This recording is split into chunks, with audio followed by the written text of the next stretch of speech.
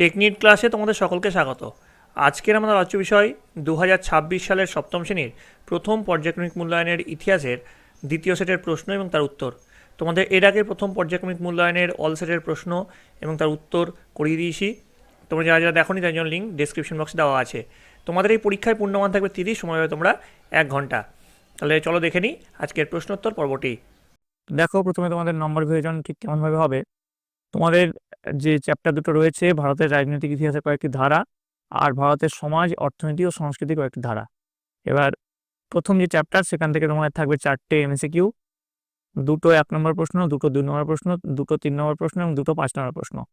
ভারতের সমাজ, অর্থনীতির ও সংস্কৃতির কয়েকটি ধারা, এখান থেকে 2টো এমসিকিউ, 2টো 1 নম্বর প্রশ্ন, 2টো 2 নম্বর প্রশ্ন, 2টো 3 নম্বর প্রশ্ন এবং 2টো 5 নম্বর প্রশ্ন থাকবে। এবার তোমাদের দেখা যাচ্ছে 6টা এমসিকিউ থাকবে, 6টা এমসিকিউ করতে হবে। 4টে 1 নম্বর প্রশ্ন থাকবে, 4টে 1 নম্বর প্রশ্ন করতে হবে। তোমাদের 4টে থাকবে 2 নম্বর প্রশ্ন, করতে হবে 2টো। 4টে থাকবে 3 নম্বর প্রশ্ন, করতে হবে 2টো। 4টে থাকবে 5 নম্বর প্রশ্ন, করতে হবে 2টো। এইভাবে মোট তোমাদের 30 নম্বরের নাম্বার বিভাজন হবে। তো এবার দেখো, তোমাদের প্রথম যে প্রশ্নটা আছে স্কুলে, 1 গুণ 10 সমান 10। প্রথম নিচের প্রশ্নগুলির নির্দেশ অনুসারে উত্তর দাও। প্রথমের কি আছে দেখো, বাংলাদেশের চট্টগ্রামের উপকূল অঞ্চলের প্রাচীন যুগে নাম কি ছিল? উত্তর লিখবে হরিকেল। নেক্সট দেখো, সঠিক উত্তরটি নির্বাচন করো। কি আছে দেখো, রাজা ভোজ 836 থেকে 855 খ্রিস্টাব্দে ছিলেন পাল, নাকি গুর্জর প্রতিহার, নাকি ভোজ, নাকি রাষ্ট্রকূট বংশের রাজা? উত্তর হচ্ছে গুর্জর প্রতিহার। পরের প্রশ্ন, শূন্যস্থান পূরণ করো। কি আছে দেখো, চোল রাজ্যের রাজধানী ড্যাশ নামে পরিচিত ছিল? উত্তর হচ্ছে চোল রাজ্যের রাজধানী ছিল তাঞ্জোর নামে নগরীটি। এবার দেখো পরের প্রশ্ন, হিজরত বলতে কি বোঝো? উত্তর লিখবে, হজরত মোহাম্মদ তার অনুগামীদের নিয়ে 622 খ্রিস্টাব্দে মক্কা শহর ছেড়ে মদিনা শহরে চলে যান। মক্কা থেকে মদিনায় এই চলে যাওয়াকে আরবি ভাষায় হিজরাত বলা হয়। পরের প্রশ্ন দেখো, শূন্যস্থান পূরণ করো। তো এর উত্তরটা এটা হবে, 1206 খ্রিস্টাব্দে বখতিয়ার খলজি মারা যান। পরের যেটা আছে, নাড়ু বলতে কি বোঝো? এটা তোমাদের এর আগেও করিয়েছি। তো উত্তর লিখবে, চোল রাজ্যের কয়েকটি গ্রামকে নিয়ে গঠিত পরিষদকে নাড়ু বলা হয়। পরের প্রশ্ন চলে আসবো, 7 নম্বর, শূন্যস্থান পূরণ করো। তার উত্তর যেটা হবে, বাংলায় পাল যুগে রাজারা উৎপন্ন ফসলের 1/6 অংশ কর হিসেবে নিতেন। পরের যে প্রশ্ন আছে 8 নম্বর, কিভাবে প্রাচীন বাংলা ভাষার জন্ম হয়? উত্তর লিখবে, আনুমানিক 800 থেকে 1100 খ্রিস্টাব্দের মধ্যে মাগধী অপভ্রংশ ভাষার গৌড় বঙ্গীয় রূপ থেকে ধীরে ধীরে প্রাচীন বাংলা ভাষার জন্ম হয়। এবার পরের প্রশ্ন, তন্ত্রযান বৌদ্ধ ধর্ম বলতে কি বোঝো? উত্তর লিখবে, পাল রাজারা ছিলেন বৌদ্ধ ধর্মের অনুরাগী। পাল যুগে বাংলা বৌদ্ধ ধর্মের আশ্রয়স্থলে পরিণত হয়েছিল। এই যুগে মহাযান বৌদ্ধ ধর্মের সঙ্গে অন্যান্য দার্শনিক চিন্তাধারার সমন্বয়ে বজ্রযান, তন্ত্রযান ও তান্ত্রিক মতবাদের জন্ম হয়। বজ্রযান বা তন্ত্রযান মতবাদের সাধকদের সিদ্ধাচার্য বলা হতো।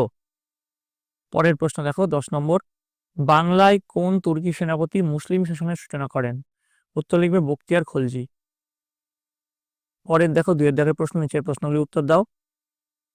প্রথম যে প্রশ্ন দেখো, কি আছে, মাৎসন্যায় বলতে কি বোঝো? উত্তর লিখবে, বাংলার রাজা শশাঙ্কের মৃত্যু অর্থাৎ 637 খ্রিস্টাব্দের পর তার পুত্র মানবদেব সিংহাসনে বসেন। তিনি মাত্র 8 মাস 5 দিন রাজত্ব করেছিলেন। এই সময় থেকে কনৌজ রাজ হর্ষবর্ধন, কামরূপের রাজা ভাস্কর বর্মা, কাশ্মীর রাজ ললিতাদিত্য সহ অনেকে বারবার বাংলা আক্রমণ করেন। ফলে বাংলায় চরম অরাজকতার সৃষ্টি হয়। পুকুরের বড় মাছ যেমন ছোট মাছ গিলে খায়, বাংলার জনজীবনে সেই অবস্থা তৈরি হয়েছিল। সবলেরা দুর্বলের উপর অত্যাচার করত। বাংলার এই অবস্থাকে মাৎসন্যায় বলা হয়। চলে আসবো পরের প্রশ্ন, 2 নম্বর প্রশ্ন, রাজা বল্লাল সেন স্মরণীয় কেন? উত্তর লিখবে, বল্লাল সেন ছিলেন সেন বংশের রাজা। তিনি পিতা বিজয় সেনের মৃত্যুর পর 1159 খ্রিস্টাব্দে সেন বংশের সিংহাসনে বসেন। বল্লাল সেন সম্পর্কে জানা যায় আনন্দ ভট্ট রচিত বল্লাল চরিত গ্রন্থ, নৈহাটি লিপি, ভাগলপুর লিপি প্রভৃতি থেকে। এবার দেখো, এর প্রথম যে পয়েন্টটা করবে রাজ্য জয়, যে দেখো যেটা লেখা আছে সেটা লিখবে। তারপরে পয়েন্ট করবে রাজধানী, বল্লাল সেনের বাংলার বিক্রমপুরে তার রাজধানী প্রতিষ্ঠা করেন। আমি বেশি পড়ছি না, পড়লে কিন্তু ভিডিওটা লম্বা হয়ে যাবে। উপাধি, বল্লাল সেনের উপাধি ছিল নিঃশঙ্ক, শঙ্কর, গৌরেশ্বর। এবার কর্তৃত্ব কর্তৃত্ব পয়েন্ট দিয়ে প্রথম পয়েন্ট, দ্বিতীয় পয়েন্ট এবং তৃতীয় পয়েন্ট, 3টে পয়েন্ট তোমরা এখানে লিখবে। ঠিক আছে, এবার চলে আসছি পরের যে প্রশ্ন, 3 দাগের প্রশ্ন। শশাঙ্ককে কি বৌদ্ধ বিদ্বেষী বলা যায়, যুক্তি দাও। তো উত্তর লিখবে, শশাঙ্ক ছিলেন গৌড়ের রাজা, তার রাজধানী ছিল কর্ণসুবর্ণ। তিনি ছিলেন শিবের উপাসক বা শৈব। শশাঙ্কের সঙ্গে বৌদ্ধদের সম্পর্ক কিরকম ছিল তা জানা যায় মূলত বৌদ্ধ গ্রন্থ আর্য মঞ্জুশ্রী কল্প থেকে। শশাঙ্কের বিরুদ্ধে অভিযোগ, হর্ষবর্ধনের সভাকবি বাণভট্টের ও হিউয়েনসাং এর রচনায় শশাঙ্ককে বৌদ্ধ বিদ্বেষী বলা হয়েছে। শশাঙ্কের বিরুদ্ধে অভিযোগগুলি হলো যে দেখো 1, 2, 3 এই 3টে পয়েন্ট লিখবে। তারপরে পয়েন্ট লেখার পর লিখবে শশাঙ্ক বৌদ্ধ বিদ্বেষী ছিলেন না, কারণ কেন। এবার দেখো এর কারণগুলো এখানে ডিসপ্লে করা হয়েছে, তোমরা দেখে নাও। আমি আর পড়ছি না, পড়লে ভিডিওটা লম্বা হয়ে যাবে। আশা করি তোমরা সকলে দেখতে পাচ্ছ। ভিডিওটা ভালো করে পজ করো, পজ করে সুন্দর করে খাতায় কিন্তু এই উত্তরটা লিখে রাখবে। এটা কিন্তু খুব ইম্পর্টেন্ট প্রশ্ন। ঠিক আছে, তো দেখো এবার 4 নম্বর প্রশ্ন। ভারতে প্রথম মুসলিম আক্রমণকারী কে ছিলেন, তিনি কিভাবে নিজের অধিকার প্রতিষ্ঠা করেন। উত্তর লিখবে, ভারতের প্রথম মুসলিম আক্রমণকারী ছিলেন মোহাম্মদ বিন কাসিম। তিনি ভারত আক্রমণ করেছিলেন ইসলাম ধর্ম অনুসারে মানুষের অধিকার প্রতিষ্ঠার জন্য। তারপরে 5 নম্বর প্রশ্ন, চর্যাপদ কি, এর রচয়িতা কারা। উত্তর লিখবে, খ্রিস্টীয় 8ম থেকে দ্বাদশ শতকের মধ্যে বৌদ্ধ সিদ্ধাচার্যরা যে কবিতা ও গান রচনা করেছিলেন সেগুলিকে চর্যাপদ বলা হয়। আচার্য হরপ্রসাদ শাস্ত্রী নেপাল থেকে চর্যাপদের পুঁথি উদ্ধার বা আবিষ্কার করেছিলেন। চর্যাপদ রচনা করেন বৌদ্ধ সিদ্ধাচার্যরা।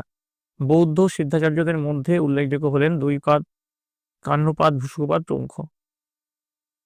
এবার দেখো 3 দাগের প্রশ্ন, নিচের প্রশ্নগুলির উত্তর দাও যে কোনো দুটি। প্রথম যে প্রশ্ন দেখো কি রয়েছে, বাংলায় পাল ও সেন শাসনের তুলনামূলক আলোচনা করো। এটা তোমাদের আগেও করিয়েছি, এটা কিন্তু খুব ইম্পর্টেন্ট প্রশ্ন।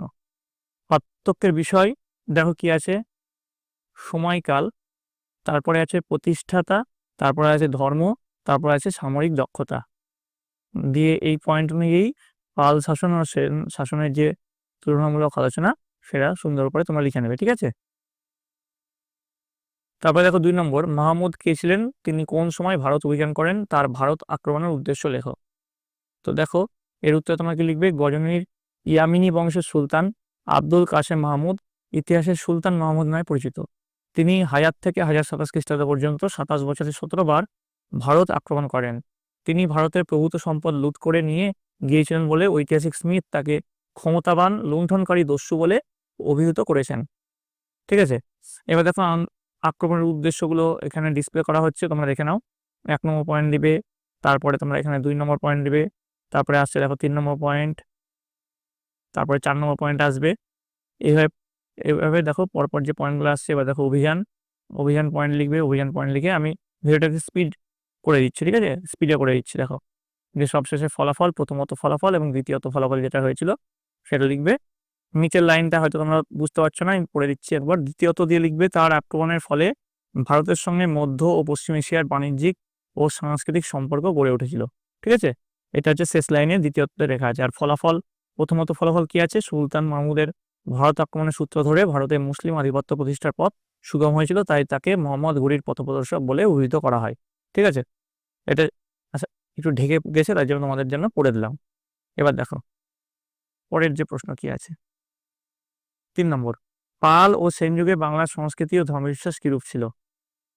উত্তর লিখবে, পাল যুগে বাংলার সমাজ। যে লিখবে, পাল ও সেন যুগে বাংলার সমাজ ছিল সহজ, সরল ও অনাড়ম্বর। পাল আমলে সমাজে বর্ণের ব্যবস্থা থাকলেও তার কঠোরতা ছিল না। দিয়ে দেখো পয়েন্ট দিবে, সেন যুগে বাংলার সমাজ, দিয়ে এটা লিখবে। তারপরে পাল যুগের ধর্ম, পাল যুগের ধর্মটা এখান থেকে লিখবে। দেখো এখানে ডিসপ্লে হচ্ছে পাল যুগের ধর্ম। সিদ্ধাচার্য কাকে বলা হতো এখান থেকে তোমরা পেয়ে যাবে। পরের দেখো পরের যে পয়েন্ট হবে, সেন যুগের ধর্ম, সেটা তোমরা এখান থেকে লিখে নেবে। তারপরে সেন যুগে বৌদ্ধ ধর্মের অস্তিত্ব থাকলেও বৌদ্ধরা বিশেষ সুযোগ সুবিধা পেত না। যে এই কথাটা লিখে তোমরা এই প্রশ্নের উত্তর শেষ করবে। তো এই গেল তোমাদের 7ম শ্রেণীর প্রথম পর্যায়ক্রমিক মূল্যায়নের ইতিহাসের হলিস্টিক প্যাটার্নজি প্রশ্ন এবং তার উত্তর। তোমাদের এর পরবর্তীতে কোন স্কুলের প্রশ্ন এবং তার উত্তর চাও এবং কোন সাবজেক্টের প্রশ্ন উত্তর চাও, তাছাড়া তোমরা নিশ্চয়ই দেখেছো আমি তোমাদের জন্য হোলিস্টিক প্যাটার্নোলজি সাজেশন দিয়েছি একটা সেটের। এর পরবর্তীতে যদি কোনো সাজেশনের ভিডিও লাগে সেটাও তোমরা কমেন্টে জানাবে, আমি তোমাদের জন্য সাজেশনের ভিডিও নিয়ে আসবো।